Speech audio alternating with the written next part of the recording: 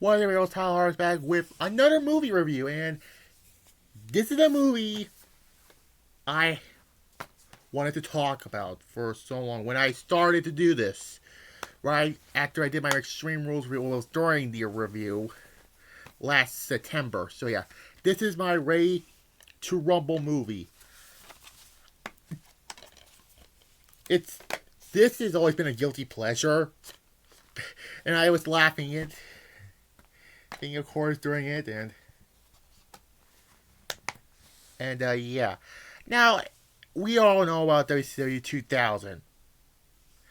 2 years ago, I already reviewed every fucking pay-per-view in the year 2000. Let's just be honest here. And we all know who was in the league act.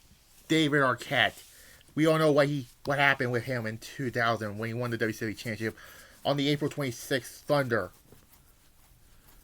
But he didn't want to be WCW champion. That's why I want to stand for here. But then, and that's one of the reasons I always have respect for David Arquette for that. But anyways, but yeah. So yeah, this came out on April 7th, 2000 in the U.S. Yeah. And let me read up what it says here. This film was also notable for being the media debut of the future wrestler John Cena. Yes, it was during a gym scene where he was a background noise. Yes, the first time we saw. Yes, this was the first scene of that. Yeah, yeah, that happened. Um.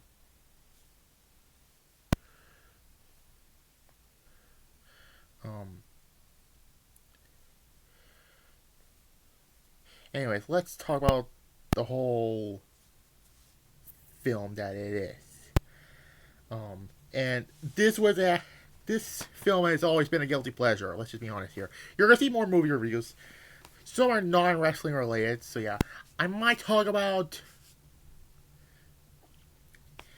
other movies like the SpongeBob one or the next one I want to talk about is well, I'll talk about it later. Anyways, so Denver sewage workers Gordy, who was played by Arquette, of course, and Sean worked watched their favorite wrestler, WCW World Heavyweight Champion Jimmy King. He's another person I laughed throughout this movie. Cheat out of the title by Diamond Dallas Page, an evil WCW promoter named Ty Sinclair, and DP's partners after the match. The duo expressed their rage while driving in a surface truck, rescuing in a car crash with Gordy and Sean surviving. After the event, Gordy believes that the car crash was supposed to happen and that they were make Jimmy King once again WCW World Heavyweight Champion. Gordy asks his friend where King lives. They go to an unexpected looking neighborhood where they find King's ex-wife, Eve, I guess, expiration wife, whatever, and his parents. King's parents tell Gordy and Sean that King borrowed their mobile home and never returned it. The duo find King and because excited, they have a conversation, and when King said that he has given up on wrestling, Gordy and Sean anger him to the point where he suddenly attacked them.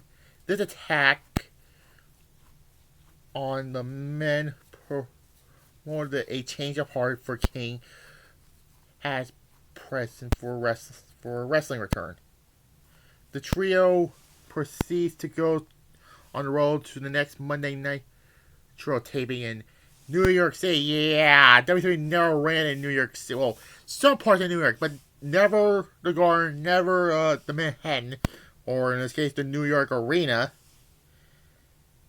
Gordy says led to his father, a police officer who wanted Gordy to follow in his footsteps.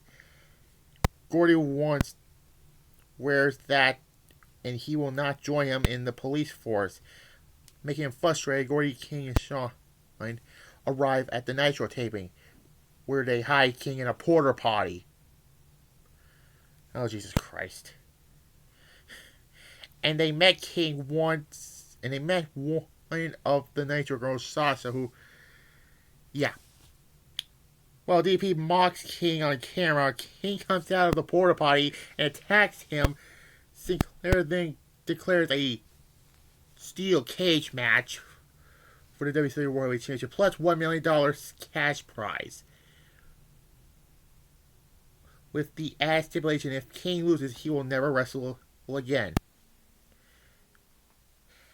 Yeah, that whole steel cage. Yes, this is the we saw the triple cage in this film. And then used that at Slamboree that same year, 1 month after this movie. And then they used it again at Nitro's 5th anniversary show or whatever. Anyway, Sasha is mesmerized by Gordy, and they later go to her apartment to have a dinner while Sasha attempts to have sex with Gordy. He regrets like a wrestling match and puts her off him. King in a deep need for a trainer for the match. So he, Gordy, and Shawn head to the of retirement wrestler Sal Banditti while he attempts to become King's trainer. The trio then head up to a local gym where King meets his former partner Goldberg. And that's where the little cameo of John Cena that happened. King asks Goldberg to help in the upcoming match, but he turns down. And yeah, this part say, "You were drunk. You puke on me. I was your partner." Yeah.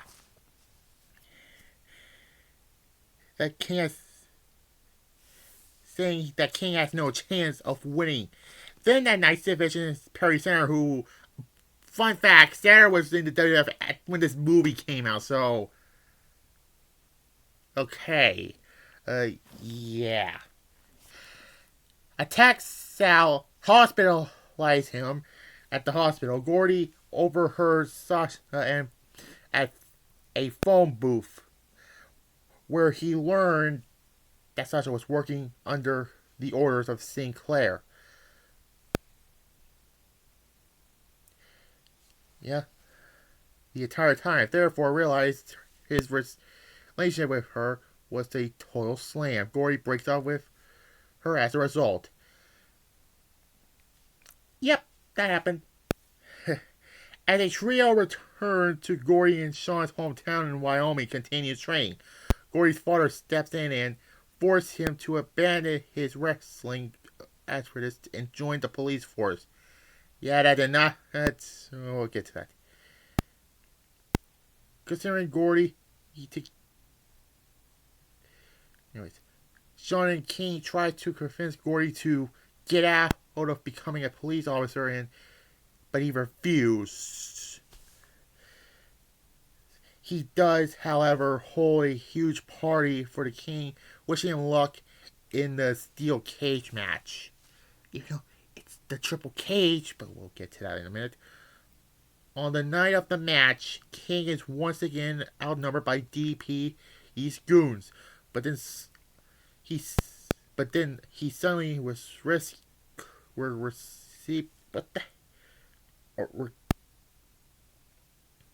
receiving help by Goldberg, Booker T, Billy Kidman, Disco Inferno for some reason, Sting, and Gordy, who rides in a police motorcycle, debuting as the new gimmick as the Law King.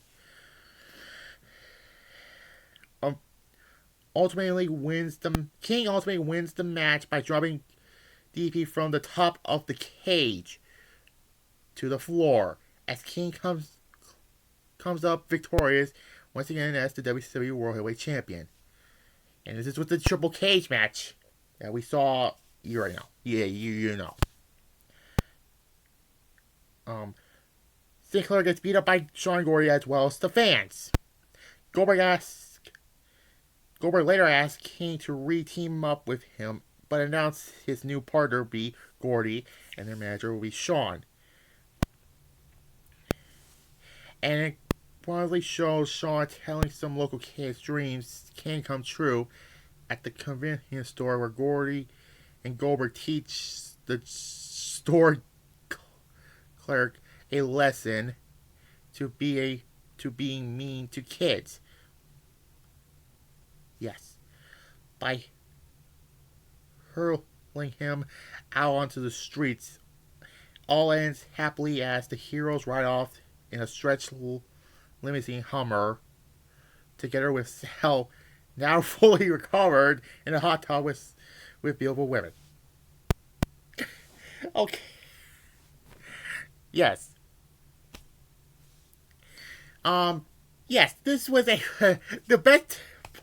The two people I laughed during this was Arquette and Jimmy King. When Jimmy King says some funny stuff, like when he's drinking a beer, saying "piss off" and throws it at the window.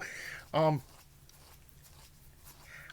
yeah, this was, it was a fun movie for the time. But looking back at it, it led to Dave Arquette winning the WCW title. But you already know. You already know.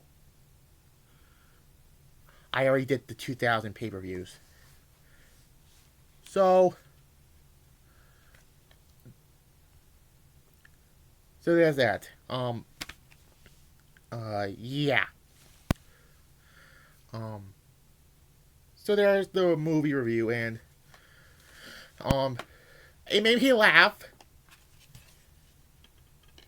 throughout it. But I give this an 8.5 out of 10 because what happened afterwards, like a few weeks after this movie came out.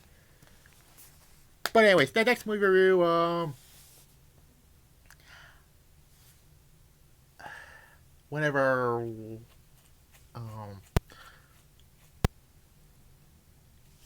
it might be a SpongeBob movie review. I don't know which one will be, but anyways, like, comment, subscribe, and bye.